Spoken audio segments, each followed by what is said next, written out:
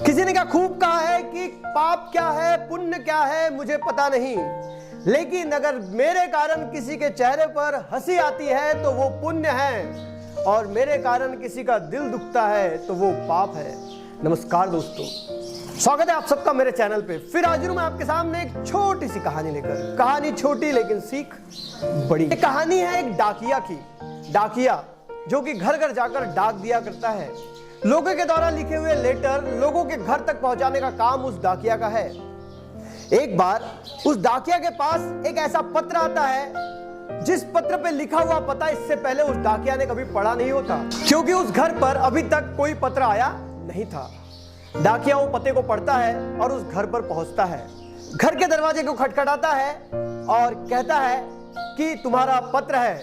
तो अंदर से आवाज आती है, दरवाजे के नीचे से डाल दीजिए। लेकिन डाकिया कहता है नहीं नहीं, आपकी साइन लगेंगी, रजिस्ट्री है। तो अंदर से आवाज आती है, 5 मिनट रुकिए, मैं आ रही हूं। वो आवाज एक लड़की की थी। डाकिया बाहर इंतजार करता है। लगभग 5 मिनट बीत जाते हैं लेकिन वो लड़की बाहर नहीं आती है।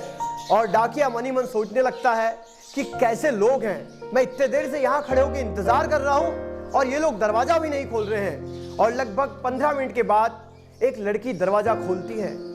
और जब वो लड़की दरवाजा खोलती है तो डाकिया उस लड़की को देखकर दुखी हो जाता है, क्योंकि वो देखता है कि उस लड़की के दोनों पैर नहीं है। वो कैसे तो भी घसीट कर दरवाजे तक पहुंचती है। डाकिया से वो पत्र लेती है और डाकिया से क्षमा मांगती है कि मैंने तुम्हें इंतजार करवाया।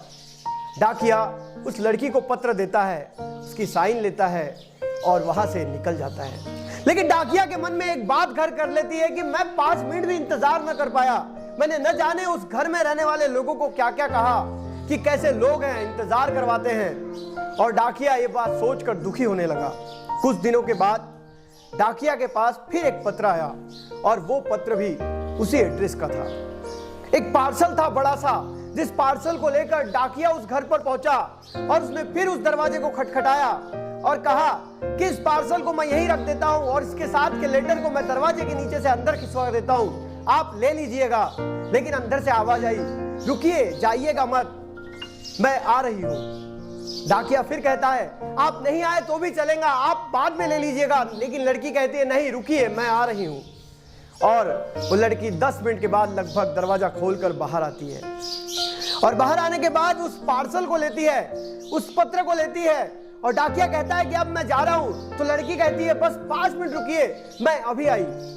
डाकिया सोचने लगता है कि इस लड़की ने मुझे क्यों रोक के रखा है।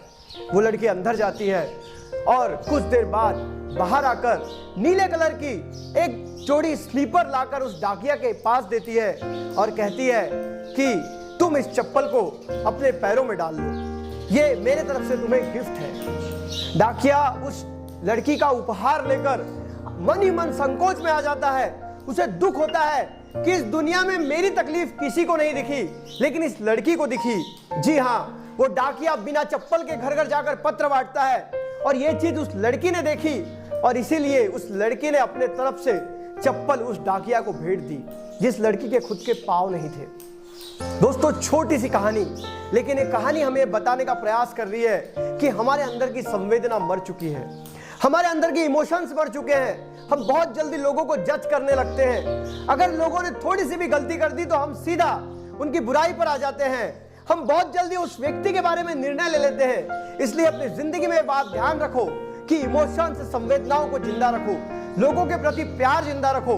किसी को भी जज करने के पहले 1000 बार उस बात के ऊपर सोच लो कि वो व्यक्ति सही में वैसा है क्या। उसी के बाद उस व्यक्ति के बारे में अपने मन में कोई धारणा बनाओ। दोस्तों, अगर कहानी अच्छी लगी तो वीडियो को लाइक करो। मैं इस चैनल पे रोज एक नई कहानी के साथ आता हूं। तब तक के लिए अलविदा, जय हिंद, वंदे मातरम।